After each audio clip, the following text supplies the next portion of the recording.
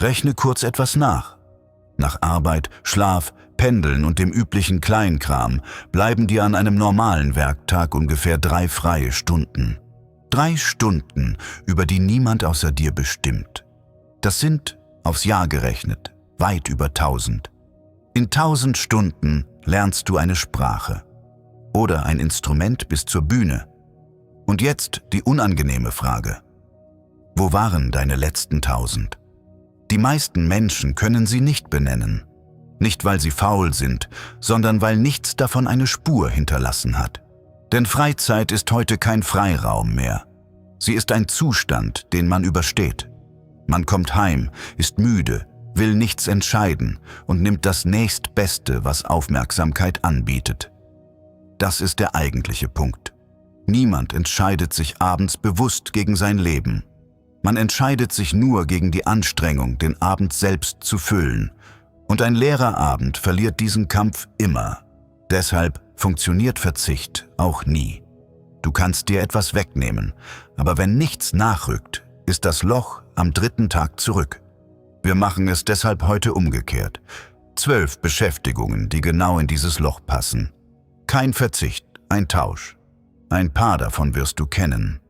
Aber irgendwo in der Mitte kommt eine Warnung, die du nicht überspringen solltest. Denn es gibt eine Art, so eine Liste zu benutzen, die dich zuverlässig genau da hält, wo du gerade bist. Und ganz am Ende erzähle ich dir, warum du dir von diesen 12 Dingen auf keinen Fall mehr als 2 nehmen darfst. Fangen wir mit dem an, das am unscheinbarsten klingt und am meisten verändert. Punkt 1 ist Zeit in der Natur. Wandern, durch einen Wald laufen, an einem Fluss sitzen, einen Abend draußen verbringen, ohne dass es ein Programm gibt. Und zwar ohne Kopfhörer, ohne Podcast, ohne die kleine Stimme, die dir währenddessen noch schnell etwas beibringen will. Genau das ist die Bedingung, sonst funktioniert es nicht. Die ersten 20 Minuten fühlen sich fast unangenehm an, weil dein Kopf Reize erwartet und keine bekommt. Er sucht regelrecht danach. Das ist normal und geht vorbei. Und dann passiert etwas Seltsames. Nach etwa einer halben Stunde kommen Gedanken hoch, die seit Wochen unter dem Lärm lagen. Meistens genau die, die du erfolgreich vermieden hast. Deshalb ist das hier kein Wellness-Punkt. Draußen sein ist der Ort, an dem du wieder mitbekommst, was in deinem Leben tatsächlich Gewicht hat und was nur laut war. Der einzige Nachteil daran ist, es zeigt dir, wo du stehst.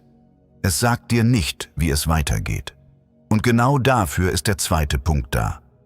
Punkt 2 ist Biografien lesen. Nicht Ratgeber, ausdrücklich Biografien. Und dieser Unterschied entscheidet alles. Ein Ratgeber erzählt dir, was theoretisch funktionieren sollte, sauber sortiert in 7 Schritten. Eine Biografie zeigt dir, wie es wirklich abgelaufen ist. Also unordentlich, langsam und mit sehr viel mehr Zweifel. Du siehst, was jemand tatsächlich bezahlt hat, wie lange er im Dunkeln lief und an welcher Stelle er kurz davor war, alles hinzuwerfen. Jedes dieser Bücher ist eine Abkürzung durch Jahrzehnte fremden Scheiterns. Fremde Fehler werden zu deinen Warnschildern. Fremde Umwege werden zu deiner Landkarte. Du kannst natürlich auch alles selbst erleben. Es dauert nur ungefähr 40 Jahre länger und der Preis ist deutlich höher. Und noch etwas passiert dabei, fast nebenbei. Dein Zeitgefühl verschiebt sich. Wer liest, wie lange Dinge in Wirklichkeit dauern, hört auf, sich nach 3 Wochen für gescheitert zu halten. Soweit geht es um Klarheit und um Perspektive. Der nächste Punkt ist etwas komplett anderes, nämlich schlicht die Frage, wie viel ein einzelner Mensch überhaupt schaffen kann. Punkt 3 ist der Umgang mit künstlicher Intelligenz. Und damit meine ich nicht gelegentlich eine Frage einzutippen und dich über die Antwort zu amüsieren. Ich meine, ein Werkzeug so lange und so ernsthaft zu benutzen, bis du weißt, wo es dir überlegen ist, wo es dich ausbremst und an welcher Stelle es dich freundlich anlügt. Das ist keine Spielerei mehr. Das ist die Grundfähigkeit dieses Jahrzehnts.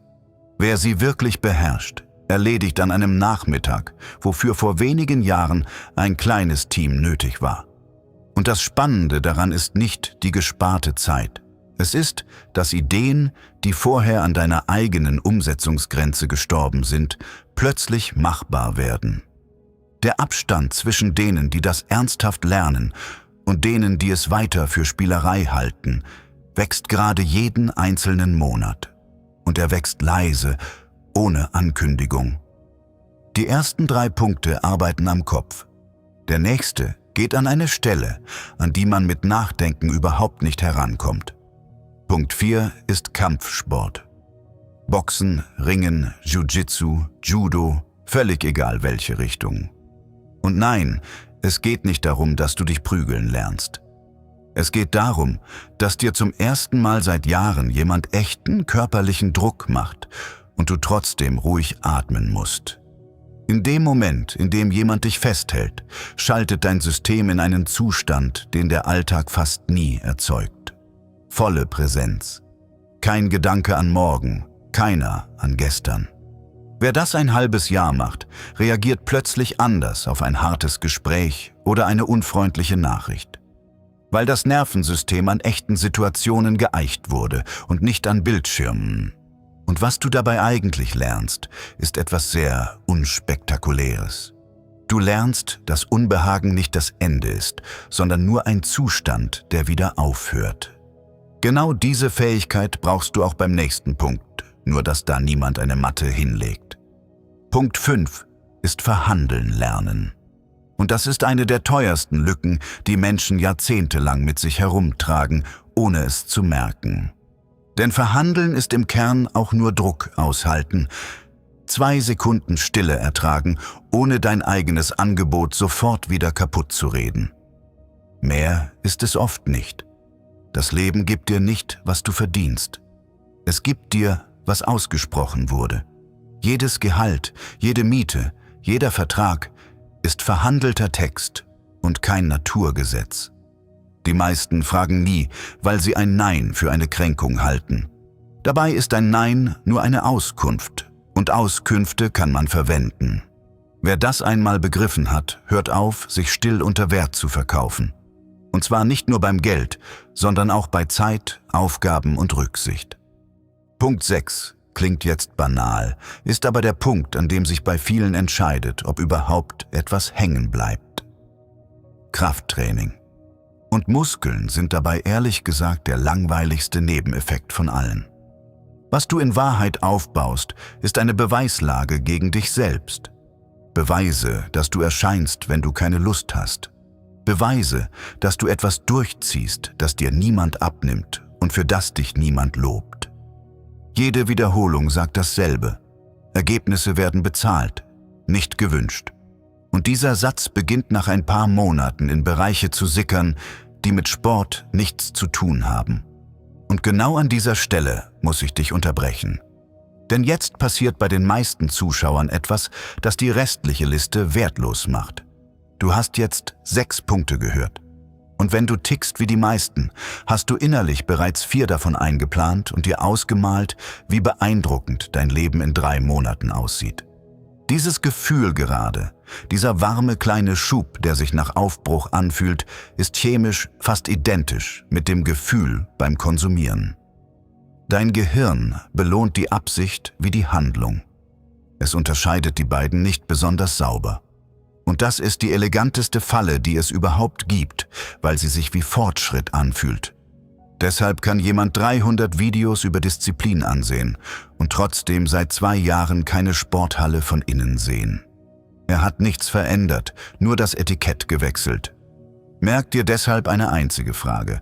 Nicht, was nehme ich mir vor, sondern, was habe ich diese Woche tatsächlich einmal getan? Der Unterschied zwischen diesen beiden Fragen ist lächerlich klein. Und er entscheidet trotzdem, ob in einem Jahr irgendetwas anders ist oder exakt gar nichts. Halt diesen Gedanken kurz fest. Denn die nächsten Punkte sind die, bei denen sich diese Frage besonders schnell rächt. Punkt 7 ist Schach. Und bevor du abwinkst, dem Brett ist vollkommen gleichgültig, wie intelligent du wirkst oder wie gut du dich erklären kannst. Auf dem Brett hat jeder Zug einen Preis. Eine einzige ungeduldige Sekunde zerlegt dir 1 Stunde saubere Planung. Und das Brett vergisst nichts davon. Es belohnt Geduld und bestraft den Impuls.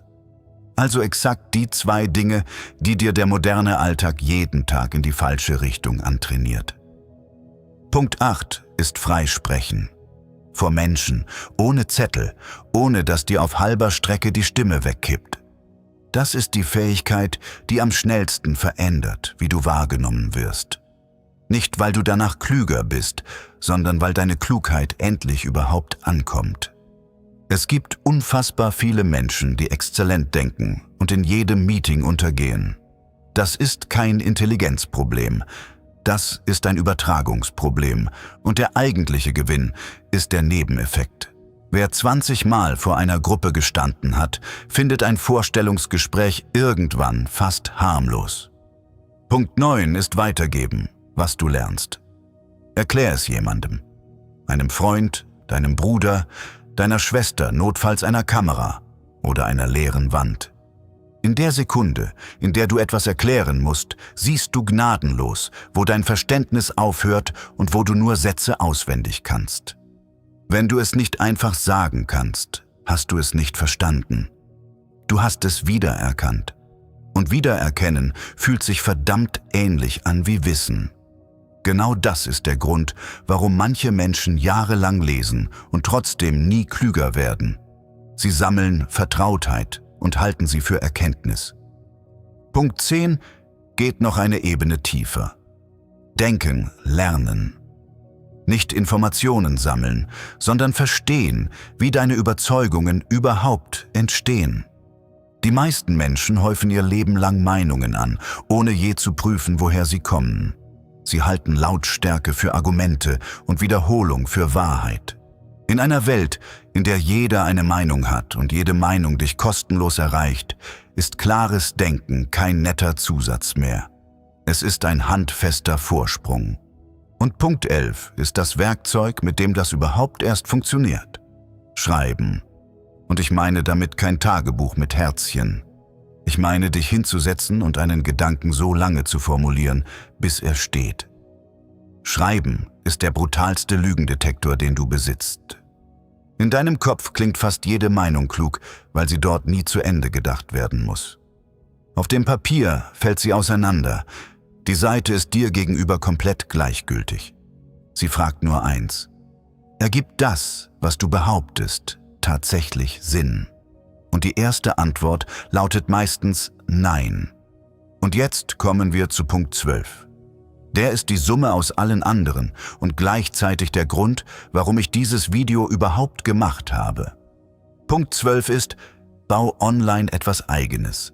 Eine Seite, einen Kanal, ein kleines Produkt, einen Newsletter. Irgendetwas mit deinem Namen daran.